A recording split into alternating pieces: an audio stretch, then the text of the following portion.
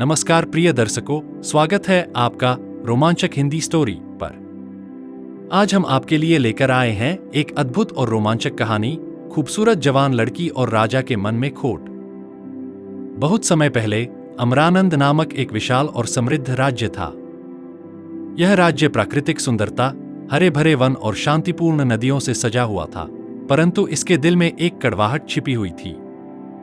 राजा देवव्रत सिंह, जो महल के सुनहरे प्राचीरों में रहते थे, बाहरी दृष्टि में तो अत्यंत शक्तिशाली और आदर्श प्रतीत होते थे, लेकिन उनके मन में स्वार्थ, अहंकार और लालच की जड़ें इतनी गहरी थीं कि उनके द्वारा अपनाई गई नीतियां लोगों के लिए अत्याचार और दुख का कारण बन गई थीं। राज्य के प्रारंभिक दिनों में अमरानंद एक ऐसा स्थान था जहां हर व्यक्ति को न्याय, शिक्षा और स्वास्थ्य का अधिकार प्राप्त था। परंतु जैसे जैसे समय बीता, राजा देवव्रत सिंह के मन में अंधकार घर करने लगा। उन्होंने राज्य के संसाधनों का दुरुपयोग करना शुरू कर दिया, जनता की मांगों को अनदेखा किया और अपने निजी स्वार्थ में लिप्त हो गए। दरबार में भ्रष्टाचार की हवा फैल गई, मिनिस्टर्स आपस में दांव-पेंच करने लगे और आम जनता अपने हक के लिए संघर्षरत हो उठी थी। अमरानंद के एक छोटे से गांव में सुमन नाम की एक बेहद सुंदर, होशियार और साहसी लड़की रहती थी। सुमन न केवल अपनी आकर्षकीयता के लिए जानी जाती थी, बल्कि उसकी मानसिक शक्ति, दया और न्यायप्रियता ने गांव वालों के दिलों में एक खास जगह बनाई थी। उसके माता पिता सरल किसान थे, जिन्होंने हमेशा सच्चाई और ईमानदारी का पाठ पढ़ाया था। बचपन से ही सुमन ने समाज में व्याप्त अन्याय को देखा था, जिससे उसके मन में परिवर्तन की चाह जग गई थी। गांव की गलियों में उसकी चर्चा हर घर से होने लगी थी। बूढ़े बुजुर्ग उससे सलाह लेते, युवा उसकी प्रेरणा को सराहते और बच्चे उसकी मासूम मुस्कान में उजाले की झलक देखते थे। सुमन का जीवन शांत था, परंतु उसकी आंखों में एक ज्वलंत संकल्प था, राज्य में फैले अन्याय को समाप्त करना। एक दिन गांव में एक बूढ़े विद्वान ने बताया कि महल में राजा की अत्याचारी नीतियों के कारण आम जनता अत्यंत दुख में डूबी हुई है। इस बात ने सुमन के हृदय में आग लगा दी। उसने ठान लिया कि वह अमरानंद के महल तक जाकर राजा से राज्य की समस्याओं पर चर्चा करेगी और उन्हें सुधारने का आग्रह करेगी। सुमन ने अलविदा कहकर अपने गांव की सीमाओं से बाहर निकलने का निर्णय लिया। उसकी यात्रा लंबी और कठिन थी।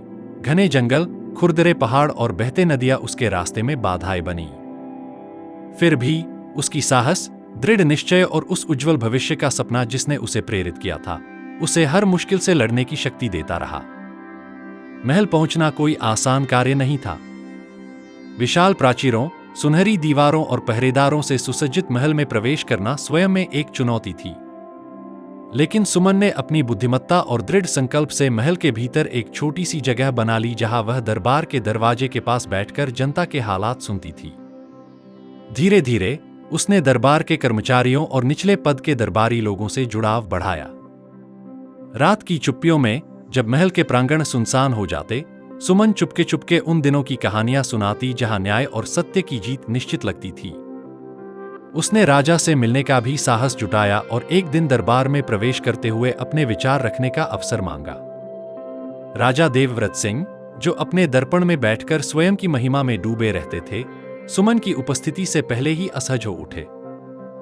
उसने सुमन की आंखों में जो चमक देखी, वह उसके अंदर छुपे स्वप्नों की गवाही दे रही थी।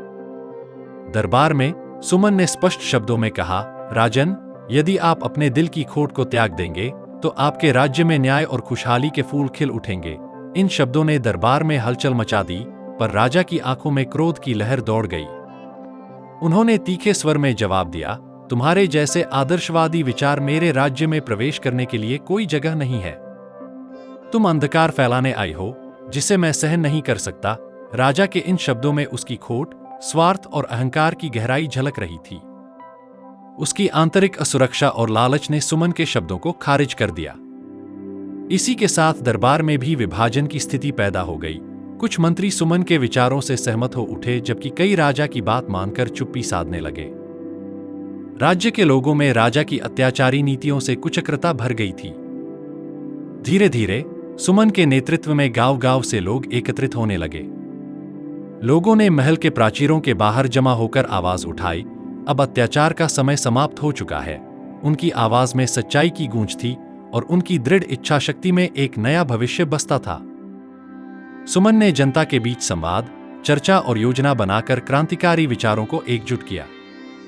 उसने साहसिक कदम उठाते हुए कई बार महल के बाहर अपने विचार रखने की सभा की और लोगों में आशा का संचार किया। धीरे धीरे यह विद्रोह एक संगठित आंदोलन में परिवर्तित हो गया। महल के भीतर भी धीरे धीरे असंतोष फैलने लगा था। दरबार में कुछ निष्ठावान मंत्री, जिन्होंने सुमन के विचारों में राज्य की भलाई देखी थी, राजा के अत्याचारों का विरोध करने लगे। उनकी मन में परिवर्तन की लहर चलने लगी थी। कई बार रात के अंधेरे में इन मंत्रियों ने चुपके से सुमन से मुलाकात की और उसे राज्य को सुधारने के अपने विचारों में समर्थन देने का भरोसा जताया। राजा देवव्रत सिंह, जो पहले ही अपनी खोट में डूब चुके थे, अब इन बदलते माहौल से घबराने लगे। उन्हें महसूस हुआ कि उनके शासन में क्रांति की आग फैल रही है, जिसे दबाना अब पहले से कहीं अधिक कठिन हो गया था। महल के चारों ओर कड़ी पहरेदारी और निगरानी के बावजूद सुमन ने निरंतर अपनी बात रखी और जनता के हृदयों में उम्मीद का दीप जलाता रहा। एक निर्णायक सुबह, जब सुनहरी किरणें महल की दीवारों पर पड़ रही थीं, विद्रोह ने अपनी अंतिम पीढ़ी को छू लिया। जनता का क्रोध, जो कई महीनों से सुकून से दम तोड़ता आ रहा था, अब एक जोरदार तूफान में बदल गया। महल के बाहर हजारों लोग इकट्ठा हो गए और उनकी मांगें स्पष्ट थीं: अत्याचार का अंत और न्यायपूर्ण शासन का आरंभ। सुमन ने भी उस भीड़ के बीच खड़ी होकर घोषणा की, हमारे राज्य में अब स्वार्थ और अंधकार का समय समाप्त हो चुका है। सत्य, न्याय और समानता के लिए हम एक नए युग का निर्माण करेंगे। जनता के स्वर में सच्चाई की गूंज थी और महल के प्राचीर भी अब विद्रोह की दहलीज बन गए थे। अंततः राजा देवव्रत सिंह को यह एहसास हुआ कि उनके शासन में अब कोई विश्वास नहीं बचा। दरबार में विभाजन, मंत्रियों का विद्रोह और जनता का विरोध मिलकर राजा के पतन का कारण बन गए। महल के प्राचीरों को तोड़ते तोड़ते विद्रोह ने राज्य में प्रवेश किया और राजा को अपने अत्याचारों की जिम्मेदारी स्वीकार करनी पड़ी। राजा के गिरने के बाद अमरानंद में एक नए युग की शुरुआत हुई। सुमन ने न केवल जनता का विश्वास जीता, बल्कि एक न्यायपूर्ण और समृद्ध शासन की नींव रखी।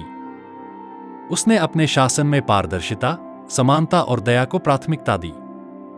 गांव से लेकर महल तक हर किसी ने इस परिवर्तन में भागीदारी निभाई। सुमन की कहानियां और उनके द्वारा दिखाया गया साहस आने वाली पीढ़ियों के लिए एक प्रेरणा बन गई। अमरानंद का नया इतिहास अब उस सुनहरे कलम से लिखा जाने लगा, जहां स्वार्थ की जगह प्रेम और न्याय ने अपनी जगह बना ली थी। यह कहानी सदैव याद दिलाती रहेगी कि चाहे कितना भी बड़ा और शक्तिशाली व्यक्ति क्यों न हो, यदि उसका मन खोट से भरा हो, तो सत्य और न्याय की जीत अवश्य होती है।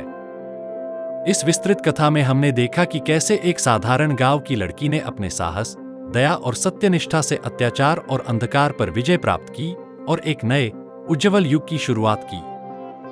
प्रिय दर्शकों, हमें उम्मीद है कि आपको यह रोमांचक कहानी, खूबसूरत जवान लड़की और राजा के मन में खोट, पसंद आई होगी। इस कथा से हमें यह सीख मिलती है कि सच्चाई, न्याय और साहस अंततः हमेशा विजय प्राप्त करते हैं, चाहे परिस्थितियां कितनी भी विपरीत क्यों न हो।